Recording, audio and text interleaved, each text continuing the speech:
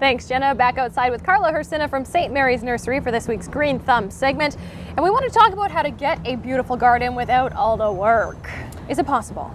It is possible. Again, there's a little bit of planning involved. So when you're doing a little bit of planning on it, you're looking at certain key aspects of wanting to do. And sometimes in that aspect, it's the design too.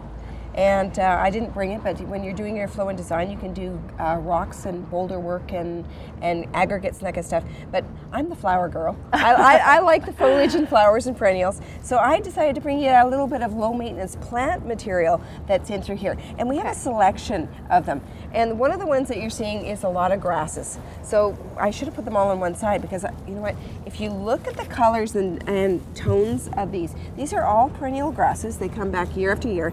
And the one thing that's nice about them is you've got variances in heights. Grasses, you know, once they're established, they are very low maintenance, and you get color tones. So you have blue oak grass, and if you feel them too, they have different textures. Oh, very and much we're so. Very tactile too. And like, you know, here you have your blue oak grass, here you have your festucas, very kind of porcupiney soft. Yeah. So you can design with low maintenance grasses for any area of the garden for different variants and heights. This one here, okay, we got to show you this one. Here, nice and tall. This is the one that you're starting to see. I'm sorry, I broke this in my truck this morning. It's very tall. Again, variants in heights that you have here. This one's actually, the flower head on this one is starting, but this will actually produce that golden rod floret that you see. It's called Carl Forster, and we use it for a lot of maintenance areas and areas that you don't have to be tied to keeping up with watering all the time.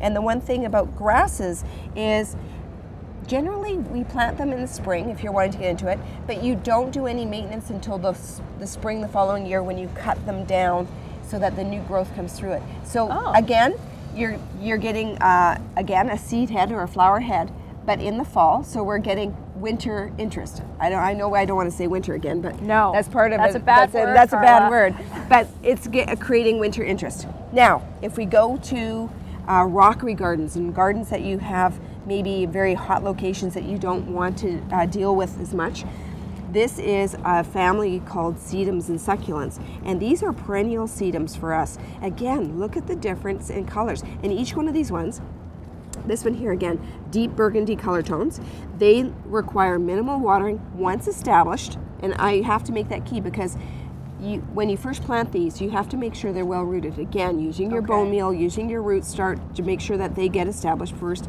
and they'll come back time after time. But you can play off them. Like this one is so cute. Yeah, it is. This one is called Oddity. Now, it's in your hens and chicks family, and it's got this really different type of texture.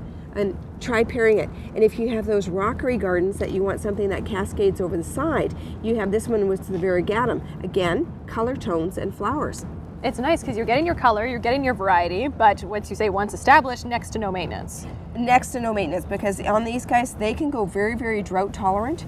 That's in there with, you know, when you're in your garden. So you're not tied to watering all the time with these guys. So they're low maintenance and low water issues, which seems to be something that people are starting to get into.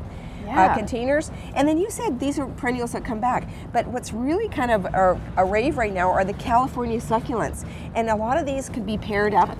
Yeah, very succulents, again, bright color tones, and this one's really funky too, little teddy bear type of foliage that's on it.